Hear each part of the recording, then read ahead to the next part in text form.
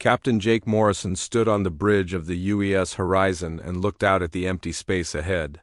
3 years of exploring the outer edges of known space had taught him that the universe was full of surprises, but most of them were not good ones.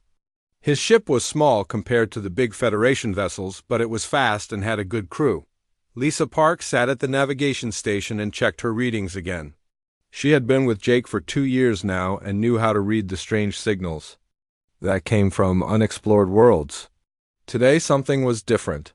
The scanner showed structures on the planet below that did not match anything in their databases. "Captain, you need to see this," Lisa said as she turned her screen toward him. The planet Kepler 442c was supposed to be empty, just another dead rock orbiting a dying star. But the scans showed massive buildings that stretched for miles across. The surface. Tony Rodriguez looked up from his engineering station. He was the best mechanic Jake had ever worked with, and his tools could fix almost anything. "Those buildings are old, Captain, really old. My scans show they are made from materials we do not even have names for." Amy Walsh adjusted her communication equipment and frowned. She had been trying to pick up any signals from the planet, but there was only silence. No radio waves, no energy signatures, nothing. If anyone lives down there, they are not talking. Jake made his decision quickly. The Federation had sent them out here to find new things, and this was certainly new. "Take us down, Lisa. Find a safe place to land near those structures." The Horizon descended through the thin atmosphere and touched down on a flat area near the largest building. Through the viewports they could see towers that reached toward the gray sky like fingers of stone. Strange symbols were carved into the walls, and paths of smooth metal led from one structure to another. Dr. Helen Carter gathered her equipment and prepared for the surface mission. She was their expert on old civilizations and had studied ruins on dozens of worlds, but she had never seen anything like this. "These buildings are at least 5 million years old, maybe older. Whatever built them had technology we can barely understand." The away team consisted of Jake, Helen, and Tony, while Lisa and Amy stayed with the ship. They wore full environment suits because the planet's air was too thin to breathe. The walk to the main building took 20 minutes across ground that crunched under their boots like broken glass. The entrance to the building was a huge arch covered in more symbols. Tony used his portable scanner to check for dangers while Helen recorded everything with her cameras. Jake just looked up at the arch and felt small. Someone had built this place when Earth was still covered in ice and humans were learning to make fire. Inside, the building was dark except for their helmet lights. The walls were smooth and covered in pictures that seemed to tell a story.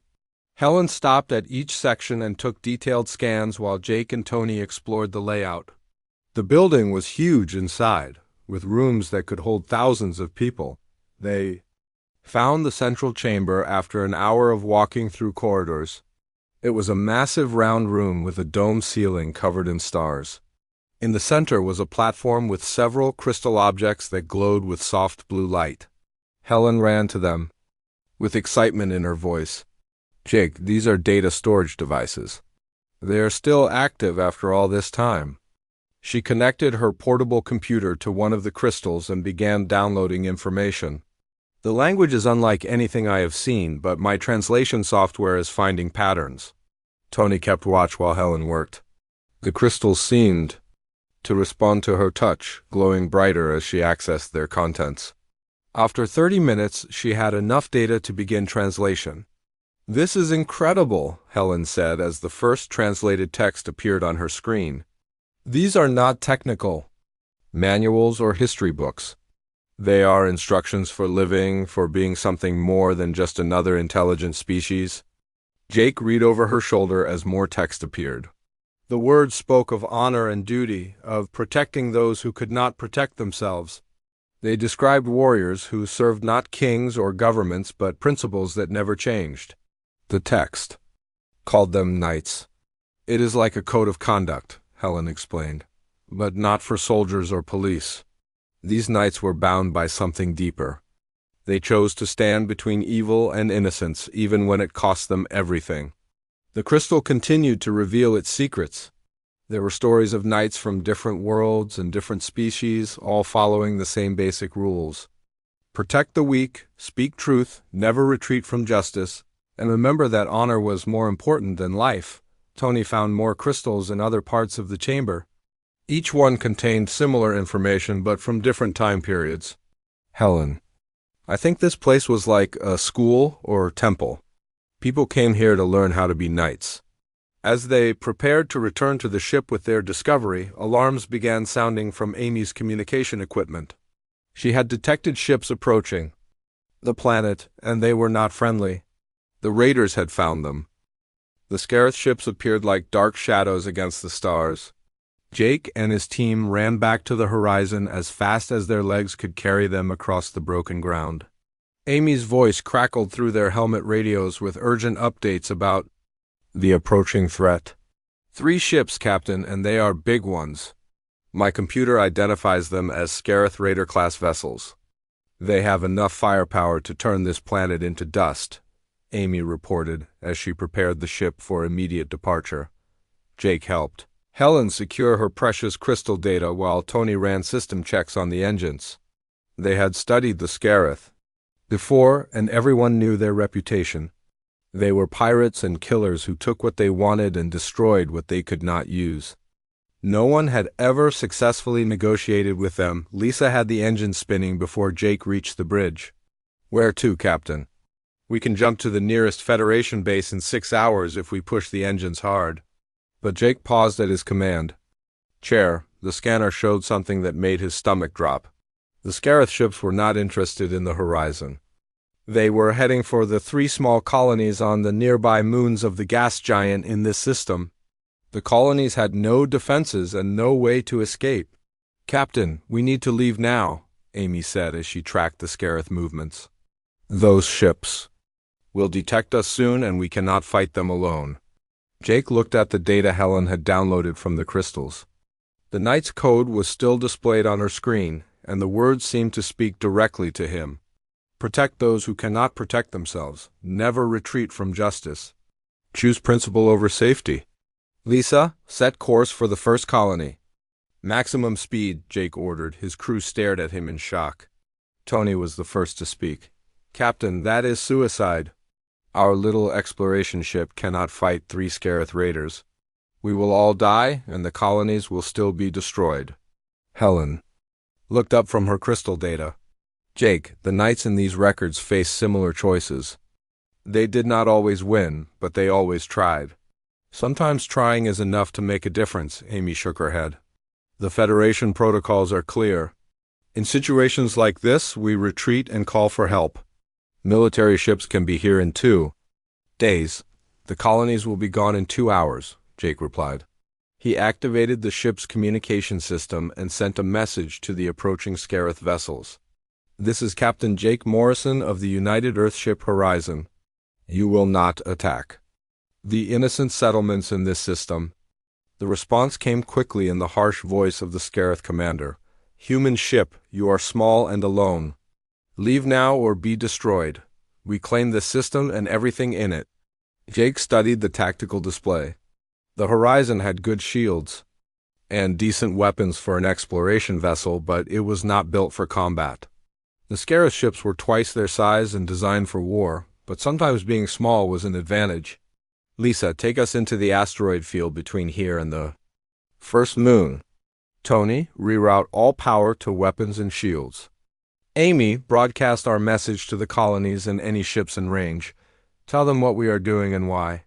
The Horizon dove toward the asteroids as the Scarith ships changed course to intercept them. Jake had fought pirates before, but never anything like this. The knight's code scrolled through his mind as he planned their attack. Use wisdom, not just force.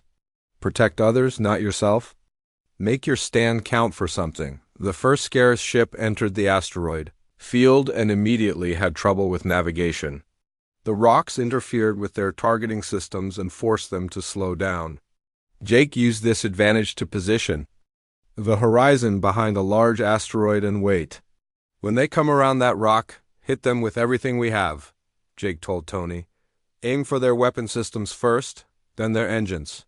The ambush worked perfectly. The Horizon's weapon struck the Scarith ship before it could react, damaging its main guns and leaving it spinning helplessly among the asteroids. The other two ships immediately began hunting for them, but the asteroid field was large and full of hiding places. For 30 minutes, Jake played a deadly game of hide and seek with the raiders. The Horizon would appear, strike quickly, and disappear behind another asteroid before the enemy could return fire. Slowly, the Scarith ships accumulated damage and became frustrated with their inability to catch the smaller vessel. The game ended when the second Scarith ship finally got a clear shot at the Horizon. Their heavy weapons punched through the shields and damaged the engine room. Tony worked frantically to keep power flowing while smoke filled the corridors. "Engines at 50%, Captain. We cannot run anymore," Tony reported through the communication system. Jake made his final decision. "All power to forward weapons. We make our stand here." The Horizon emerged from behind its asteroid and faced the two remaining Scarith ships in open space. For a moment, the universe seemed to hold its breath. Then both sides opened fire at the same time. The battle lasted only minutes, but it felt like hours. The Horizon's weapons focused on one ship while dodging fire from the other. Explosions lit up the darkness as both sides took heavy damage. Jake felt the deck shake under his feet as enemy shots penetrated their hull. Then something unexpected happened. Ships began appearing from the direction of the colonies. Small mining vessels and cargo haulers, completely unarmed, but flying straight toward the battle. The colonists had heard Amy's broadcast and decided to help however they could. The Scarith commander, faced with dozens of civilian ships willing to ram his vessels to protect their homes, made a decision that surprised everyone. He ordered his remaining ships to withdraw. For the first time in their history, the Scarith had retreated from a battle they could have won. Amy monitored the enemy withdrawal and shook her head in amazement. "They are leaving the system, Captain. All three ships are jumping to hyperspace." Jake slumped in his command chair as the reality of what they had done settled over him. They had saved 3 colonies and survived a fight with the most feared pirates in the galaxy. But they had also violated every Federation regulation about engagement. With hostile forces. Helen was already studying the battle data alongside the crystal texts. "The Knights would be proud, Jake. You proved that their code still works even thousands of years later." As the Horizon limped toward the nearest colony for repairs, Jake wondered what the Federation would say about their actions. But looking at the grateful messages pouring in from the colonists, he decided he did not care. Some things were more important than regulations. The Federation Tribunal was not going well for Jake Morrison. Admiral Susan Hayes sat across from him in the sterile white room and read the charges with cold precision. Violation of non-interference protocols, engaging hostile forces without authorization, and endangering Federation citizens through reckless action. "Captain Morrison, your actions at Kepler 442c were heroic, but completely against regulations. The Federation cannot have ship commanders making independent decisions about military engagement," Admiral Hayes explained. Jake looked at the 3 officers who would decide his fate.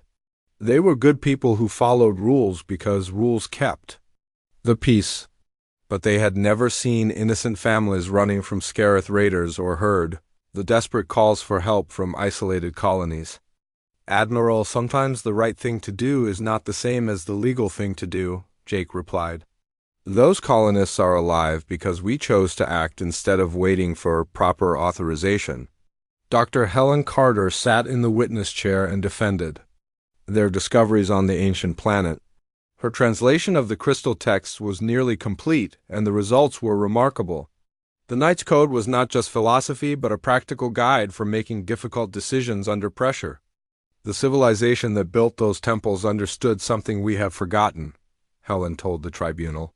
"They knew that individuals must sometimes choose conscience over convenience, principle over policy." Meanwhile, word of the battle was spreading through the outer colonies faster than the Federation could control it. Amy Walsh had broadcast their stand against the Scarith to dozens of systems, and the story grew with each telling. The crew of a small exploration ship had faced impossible odds to protect strangers. Lisa, Park was using her navigation skills to track down more temple locations from the star charts they had found. Each temple seemed to be placed at strategic points where trade routes crossed or where vulnerable populations needed protection. The ancient knights had planned their network carefully. Tony Rodriguez was modifying weapons and shield systems based on technical data from the crystals. The ancient technology was far beyond current Federation science, but some principles could be adapted to modern equipment. His improvements had helped them survive the Scarith attack. The tribunal recessed for 3 days while the officers considered their verdict. During that time, reports arrived from across the frontier about unusual activity. Pirates were withdrawing from attacks, raiders were avoiding certain systems, and colonists were organizing their own defense groups. Alex Smith was a former Federation Marine who had served on the frontier for 8 years. He had heard the stories about Captain Morrison and wanted to meet the man who had made Scarith raiders retreat. When he found Jake at a supply station near the edge of Federation space, he was surprised to find someone so ordinary. "I expected someone bigger," Alex said as he sat down across from Jake in the station's small cafe. "The stories make you sound like some kind of super soldier." Jake laughed and shook his head. "I'm just a ship captain who read some old books and decided to take them seriously. Anyone could have done what we did." Alex studied the man across from him. Jake Morrison looked tired and worried about his upcoming court-martial, but there was something else in his eyes. A certainty that he had done the right thing regardless of the consequences. "Captain, I have been fighting pirates and raiders for most of my adult life. I have seen colonies burned and families destroyed because we always arrived too late to help. What you did was not just brave, it was necessary." Maria Santos had escaped from her homeworld just hours before Scarith. Raiders destroyed it completely. She was a skilled engineer who had helped design defense systems for frontier settlements. When she heard about the Knight's Code and the temple discoveries, she knew she had found something worth fighting for. The Federation Tribunal reconvened and delivered their verdict. Jake Morrison was guilty of all charges but would receive only a reprimand due to the positive outcome of his actions. He would be transferred to a desk job at Federation headquarters and forbidden from commanding exploration missions. Jake accepted the verdict without complaint, but he had already made his decision. That night, he submitted his resignation from the Federation fleet.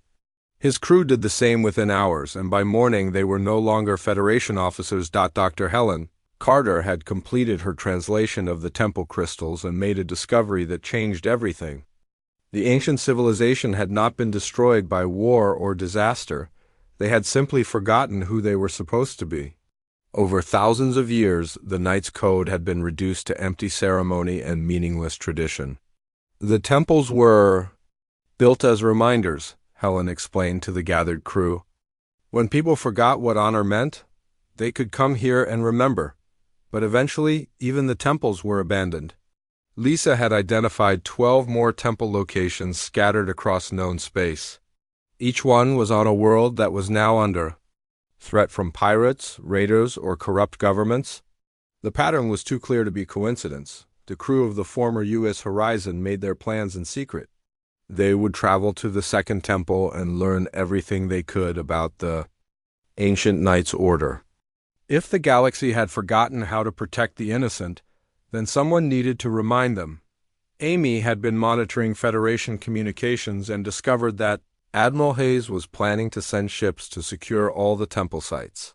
The Federation wanted to study the ancient technology for military applications, not to restore the Knights' Order. "We have maybe 2 weeks before Federation ships reach the next temple," Amy warned. "If we are going to do this, we need to move fast." Jake stood before his crew and offered them one last chance to change their minds. They would be leaving behind steady jobs, regular pay, and comfortable lives. They would become outlaws pursuing an ancient dream that might not even be possible. Tony was the first to speak. "Captain, I have been fixing broken things my whole life. The galaxy is broken right now, and maybe we can fix it." Lisa nodded in agreement. "I have been navigating by dead stars and empty space for years. It would be nice to navigate toward Something that matters. Amy smiled and adjusted her communication equipment. Someone needs to tell the galaxy that knights still exist. Might as well be us. Helen gathered her precious crystal data and prepared for their new mission. The ancient knights started with just a few people who believed in something bigger than themselves. We can do the same. Maria Santos joined them with supplies and equipment she had acquired through her refugee network. Alex Smith brought his military experience and a small group of former Marines, who shared his beliefs about protecting the innocent. As the ship that was no longer called Horizon prepared to depart for the Second Temple, Jake looked back at the Federation station one last time. They were about to begin a journey that would either restore hope to the galaxy or get them all killed. Either way, they would face it as knights. The water world of Nereus Prime was beautiful and deadly in equal measure. Massive storms swept across oceans that had no land to break their fury, and only floating cities provided refuge for the million inhabitants who called this world home. Jake Morrison and his crew approached the planet in their renamed ship, the Beacon, searching for the Second Night Temple. Lisa Park guided them through the storm barriers using coordinates from the ancient star charts.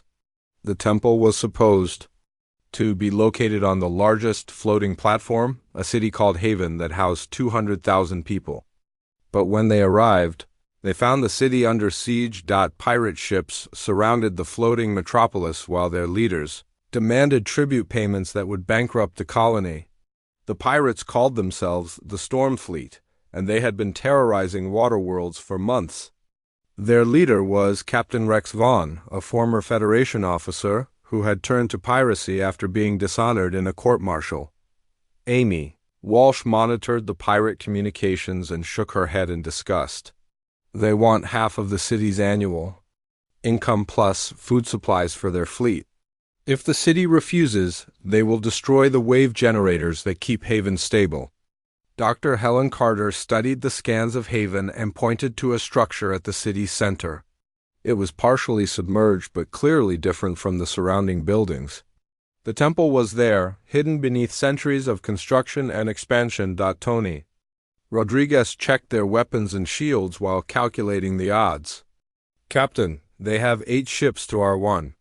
The Beacon is fast and well-armed, but we cannot take them all in a straight fight.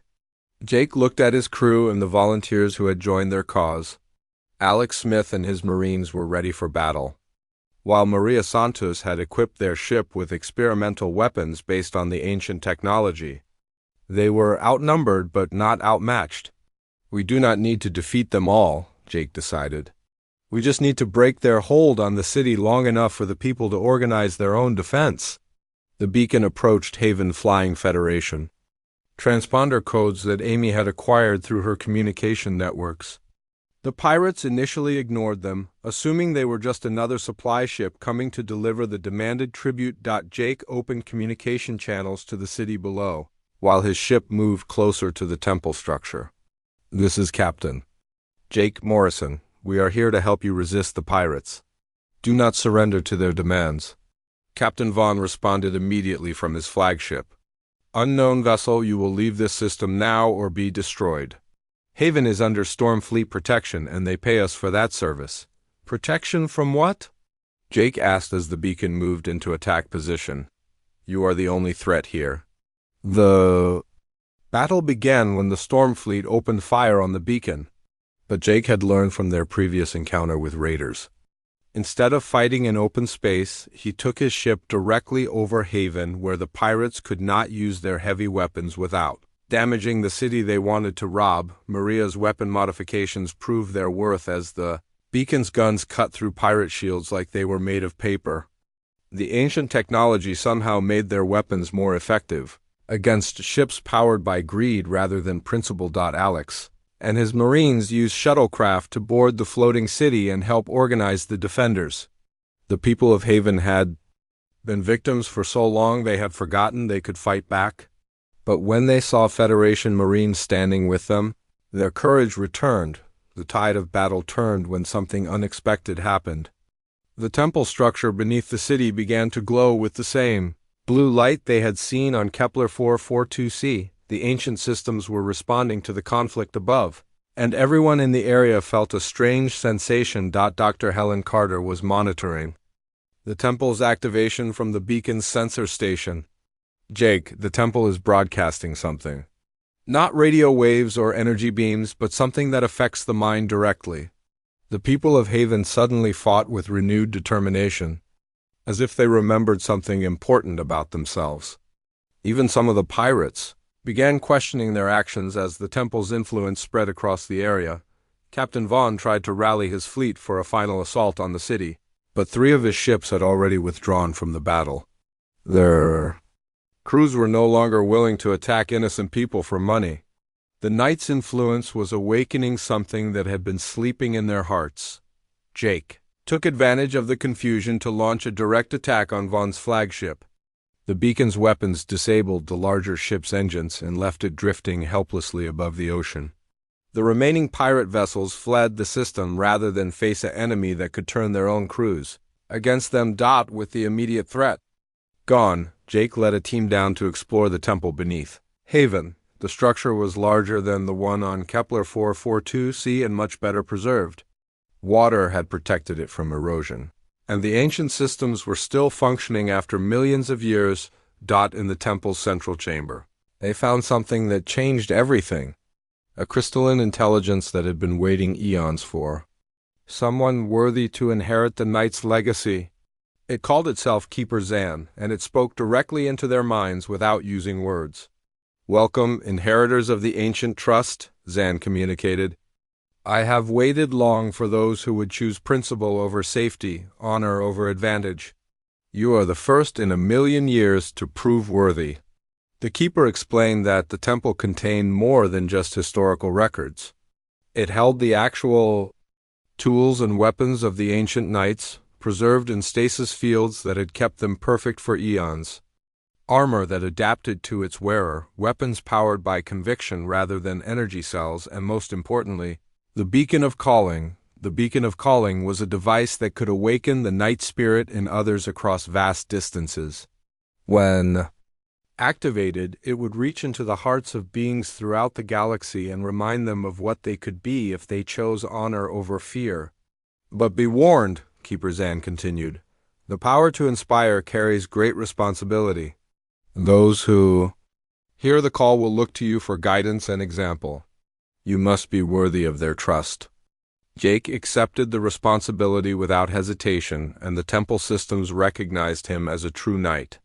Ancient armor formed around his body, adapting to his size and needs while connecting him to the temple's vast knowledge. He could feel the weight of history and the hope of the future settling on his shoulders. His crew underwent the same transformation as the temple accepted them into the Knight's Order. Helen received access to all the ancient knowledge. Lisa gained navigation abilities that transcended normal space. And Tony discovered engineering secrets that could rebuild the galaxy. Amy found that her communication skills now extended beyond technology to touch the hearts and minds of people across space. Alex and Maria were granted weapons and armor that would make them nearly unstoppable in defense of the innocent. As they prepared to leave Nereus Prime, the people of Haven gathered to thank them for their intervention. But Jake knew the real work was just beginning. The Beacon of Calling was now active, and across the galaxy, beings who had forgotten what honor meant were starting to remember. Reports were already coming in from dozens of worlds about unusual behavior. Pirates were releasing their captives. Corrupt officials were resigning their positions, and ordinary people were standing up to bullies for the first time in years. The Knight's Order was being reborn, and this time it would not be forgotten. But Jake also knew that powerful enemies would soon move against them. The Federation and the Scarith Empire both had reasons to fear an awakened galaxy where people chose principle over convenience. The mining colony of Tertius Station had been under corporate control for so long that most workers did not remember what freedom looked like. Ryan Clark ran security for the station and watched the corporate overlords squeeze every credit from the miners while giving them barely enough food to survive. When the Knight's Calling reached his mind, everything changed. Ryan felt the awakening like electricity in his blood. For the first time in years, he remembered that protecting people was supposed to mean protecting them from all threats, not just the ones approved by his corporate bosses. When the station managers ordered him to break up a worker protest, he refused. "The miners have a right to complain about working conditions," Ryan told his supervisor. "Maybe if you fed them better and paid them fairly, they would not need to protest." The protest became a revolution when Ryan and his security team joined the workers instead of fighting them. Corporate control crumbled in hours as people who had been slaves in all but name remembered they had choices. The managers fled on the first transport-off station, leaving the miners to govern themselves. Jake Morrison and his crew heard about Turdies station through their growing network of contacts. The beacon of calling was working exactly as Keeper Zan had promised, awakening the night spirit in people across the galaxy. But awakening was only the first step. These new knights needed training and support. Dr. Helen Carter had established the Academy of Ancient Wisdom on a hidden asteroid base near the Third Temple. Former Federation officers, reformed pirates, and ordinary citizens who felt the calling came to learn the true meaning of knighthood. Helen taught them history while others provided practical training. Luis Morales had been a pirate captain for 15 years before the calling reached him. He had spent those years taking what he wanted from weaker ships and never caring about the consequences. But when he felt the Knight's awakening, the guilt of his past actions nearly destroyed him. "How can someone like me become a knight?" Luis asked Jake during his training. "I have done terrible things to innocent people. I have blood on my hands that will never wash clean." Jake looked at the former pirate and saw genuine remorse. "The knights of old were not perfect people, Lisa. They were people who chose to be better than they had been. Redemption is possible for anyone willing to earn it." Kate Johnson was a Federation diplomat who had spent years making deals that benefited the powerful while ignoring the suffering of the weak. When she witnessed knights defending a refugee camp from government forces, she realized everything she had believed was wrong. She resigned her position and joined the Knights' Order, bringing with her valuable intelligence about Federation plans to destroy the growing movement. Admiral Hayes was organizing a massive fleet to hunt down Jake and his followers, while alien governments prepared their own responses to the Knight threat. The Scarif Empire was also mobilizing against the Knights. Warlord Vex had been humiliated by his defeat at Kepler 442c and wanted revenge against the humans, who had made his warriors question their loyalty. He gathered the largest Scarif fleet in centuries and began hunting for the Knights' hidden bases. Amy Walsh coordinated communication between the scattered Knight groups while monitoring enemy movements. Her new abilities allowed her to speak directly to the minds of Knights across the galaxy, creating a network that no government could intercept or control. "Federation ships are massing at Starbase 7, Amy reported during a strategy meeting at the asteroid base. Admiral Hayes has at least 50 vessels under her command, including 3 heavy cruisers. The Scarif fleet is even larger, with reports of over 100 ships moving toward our last known position." Lisa Park had been exploring the galaxy to find more temples and potential safe havens for knights under persecution. Each temple contained new knowledge and abilities, but they also attracted attention from enemies who wanted to claim the ancient technology for themselves. Tony Rodriguez and Maria Santos worked together to outfit knight ships with better weapons and defenses. The ancient technology was incredibly advanced, but it only functioned properly for those who embraced the Knight's code. Attempts by Federation scientists to reverse engineer the equipment had resulted in failures and explosions. The confrontation everyone feared finally came at the Fourth Temple on Titan's Edge, a fortress world at the galaxy's rim. Jake had established a major Knight base there to protect refugees from dozens of worlds. When Federation and Scarif fleets arrived at the same time, it became clear that enemies who normally fought each other were willing to cooperate to destroy the Knights. Admiral Hayes commanded the Federation task force while Warlord Vex led the Scarif armada. They had agreed to divide the ancient technology between them after eliminating the Knight threat. Both believed that military force was the only true power in the galaxy. Jake stood on the command deck of his flagship, now called the Lightbringer, and watched the massive enemy fleets deploy around Titan's Edge. His forces consisted of only 50 ships crewed by knights from a dozen different species. They were outnumbered 4-1 by enemies with superior firepower. All ships, this is Jake Morrison, he broadcast to his fleet. Today we face impossible odds to protect people who cannot protect themselves. The ancient knights faced similar challenges and chose to stand regardless of the cost. We do the same. The battle began when both enemy fleets opened fire simultaneously. The knight ships fought with desperate courage, using ancient weapons and advanced tactics to hold their ground against overwhelming numbers. But courage alone could not overcome such odds. Alex Smith led Marine boarding parties against enemy vessels, while his knights fought with weapons that seemed to channel their determination into destructive force. Several Federation ships were captured when their crews realized they were fighting against people trying to protect refugees. Dr. Helen Carter activated the temple's defense systems, creating energy shields that protected the refugee camps from orbital bombardment. The ancient technology responded to the righteousness of their cause, becoming more powerful as the knights proved their commitment to protecting the innocent, but the tide of battle turned against them as more enemy ships arrived. Jake watched his knights fall one by one while defending positions they could not hope to hold. Tony Rodriguez died when he deliberately overloaded his ship's engines to destroy a Scarith dreadnought. Maria Santos was killed defending a refugee transport from Federation fighters. Then something miraculous happened.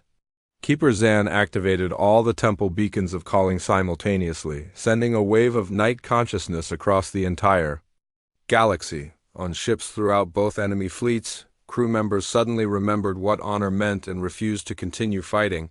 Commander Pete Nelson was Jake's former Federation colleague who had been ordered to attack the knights against his better judgment.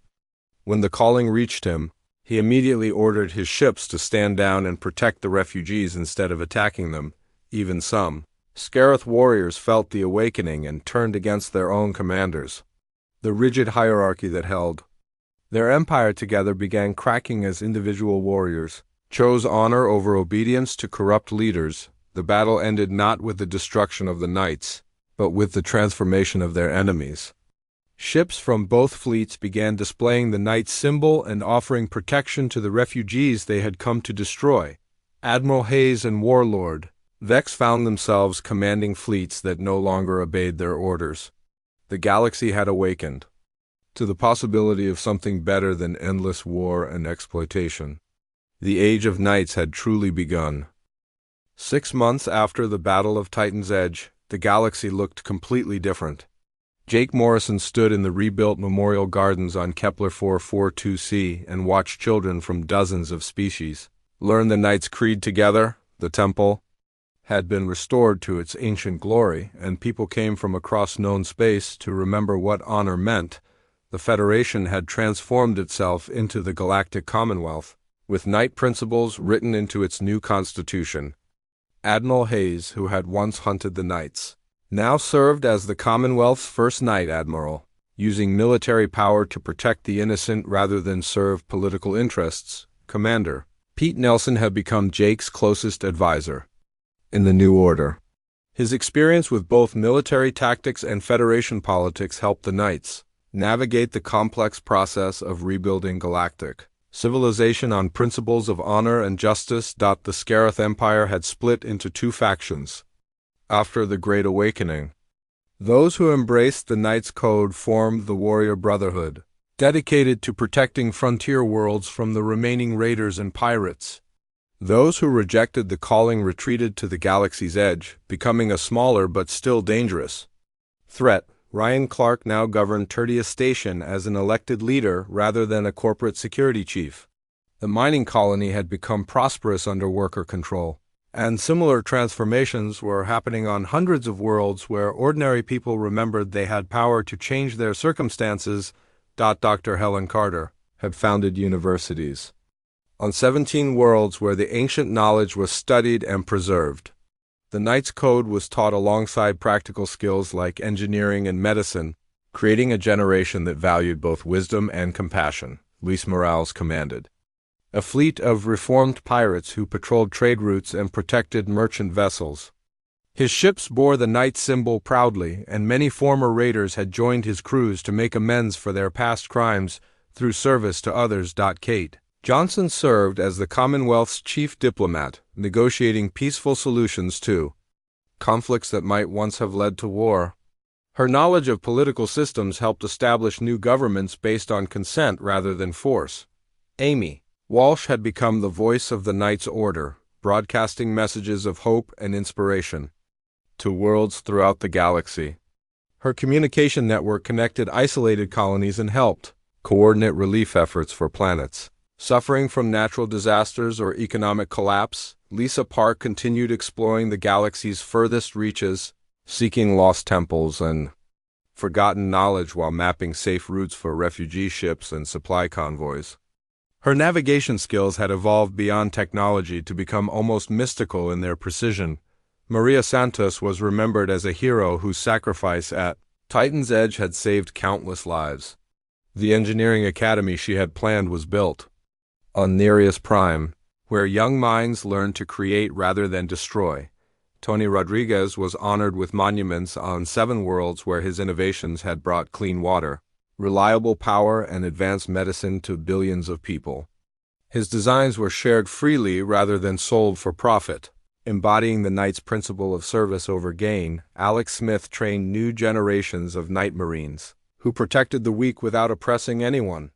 His academies taught combat skills alongside ethics, ensuring that those who carried weapons remembered why they fought. Jake walked through the memorial garden and read the names of knights who had died protecting others.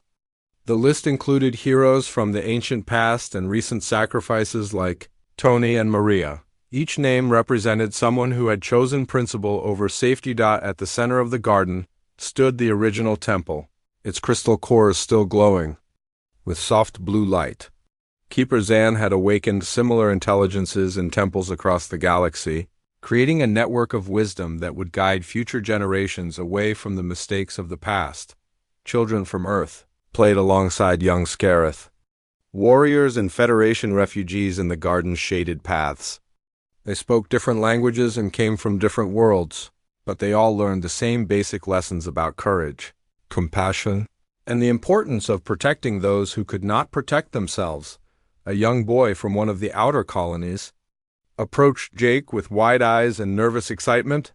His name was Ben Carter, and he was Dr. Helen Carter's nephew who had come to visit the first temple with his class. "Sir, are you really Knight Commander Morrison?" the boy asked. "The one who fought the Scarith and saved Haven?" Jake knelt down to the boy's level and smiled. "I am just someone who read some old books and decided to take them seriously." "Anyone can be a knight, Ben. You just have to choose to help people instead of hurting them." "But what makes someone a real knight?" Ben persisted. "Is it the armor and weapons? Is it winning battles?" Jake pointed to the temple's entrance where the ancient inscription still glowed with inner light. "A knight is not made by sword or oath, but by the choice to stand when others would fall, to protect when others would take, and to hope when others would despair." Ben read the inscription carefully and nodded with the seriousness that only children could manage. "I want to be a knight when I grow up. I want to help people and make the galaxy better." "Then you already are a knight, Ben," Jake replied. "You just need to grow into it." As the twin suns of Kepler 442c began to set, Jake stood and looked up at the stars that were beginning to appear in the darkening sky. Somewhere out there, knights stood watch on distant worlds. They protected shipping lanes from pirates, helped refugees find new homes, and reminded corrupt officials that power belonged to the people. The galaxy was not perfect, and it never would be. There would always be those who chose greed over generosity, fear over courage, and hatred over love. But now there were also those who remembered that other choices were possible. Amy's voice reached him through the Knight Communication Network, reporting on new graduates from the academies and successful missions across dozens of sectors. Former enemies were working together to rebuild what had been destroyed, and worlds that had been isolated for centuries were rejoining galactic civilization. Commander Nelson approached with the evening's reports from Commonwealth headquarters. Trade was expanding as safe travel became possible again. Scientific discoveries were being shared freely between worlds. Art and music from thousands of cultures were spreading across the galaxy as people remembered they had more in common than they had differences. "The Council wants to know when you will return to active command," Pete said as he handed Jake the official documents. "There are 3 sectors requesting night intervention and 2 new temples have been discovered." Jake looked at the reports and then at the children still playing in the memorial garden. Some of them would grow up to be knights themselves, carrying the light of honor to worlds that had not yet been discovered. Others would become teachers, engineers, doctors, or artists who made life better for everyone around them. "Tell the Council I will be there tomorrow," Jake decided. "But tonight I want to watch the stars come out and remember why we do this." As darkness fell over Kepler 442c, the temple's crystals glowed brighter, sending their ancient message across the galaxy. The stars had forgotten their guardians for 1,000,000 years, but humanity had helped them remember. The watch would never end again, for as long as beings chose honor over ease, the nights would endure. New ships launched toward distant stars every day, carrying supplies to struggling colonies and hope to worlds that had given up on the possibility of justice. The night symbol shone from their hulls like a promise that no one would stand alone against the darkness. The age of nights had returned to the galaxy, and this time it would not be forgotten.